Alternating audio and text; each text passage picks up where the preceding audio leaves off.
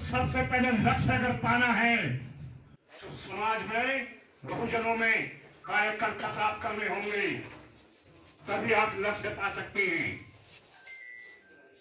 सभी मैं काफी समय से सबको सुन रहा हूं और देख रहा हूं कि यहाँ पर संख्या बाबा साहब को मानने वाली ज्यादा है। बाबा साहब को तो मोदी भी मानता है, परंतु बाबा साहब की को मानता है। विषय ये है, बाबा साहब की कौन मानता है? बाबा साहब को नहीं, बाबा साहब की माननी है, तभी हम लक्ष्य को प्राप्त कर पाएंगे। बिल्कुल, क्योंकि समय कम है और मैं शॉर्ट में ही अपनी बात को कहूंगा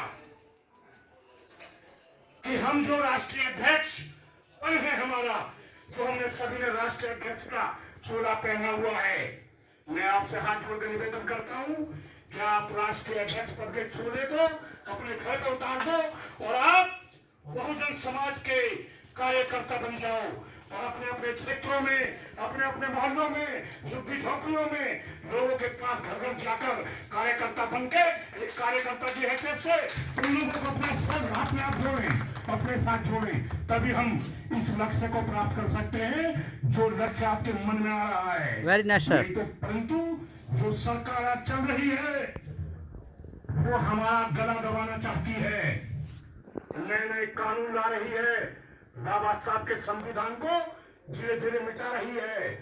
अगर आपको बाबा साहब के संविधान को सही रूप में अगर उनसे लड़ना है तो आप ये राष्ट्रीय अध्यक्षों का चोला घर पे छोड़ दो और कार्यकर्ता बन जाओ और अपने साथ में सब लोगों को जोड़ो।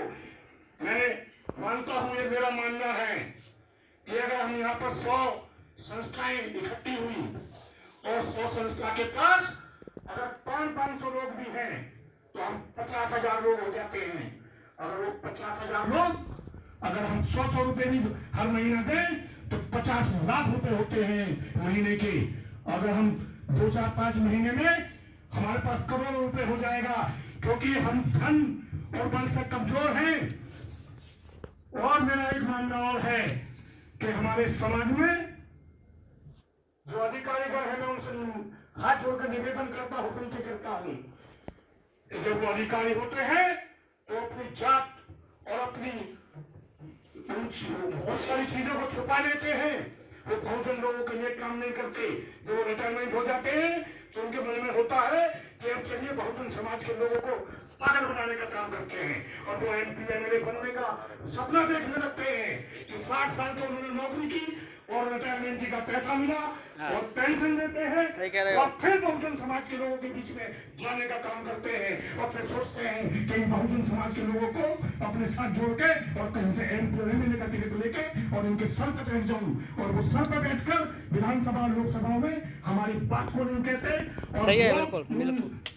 जो पार्टियां हैं उनके गुलाम बनकर काम करते हैं। तो ऐसे गुलामों को हमको देखना होगा और हमको मैं यही निवेदन करूंगा, क्योंकि मैं समझता हूं कि समय कम है।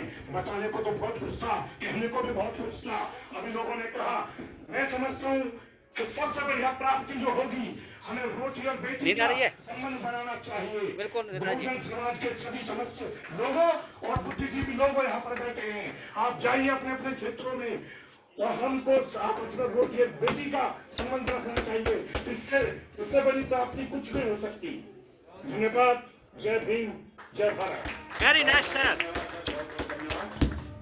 अब मैं हमारे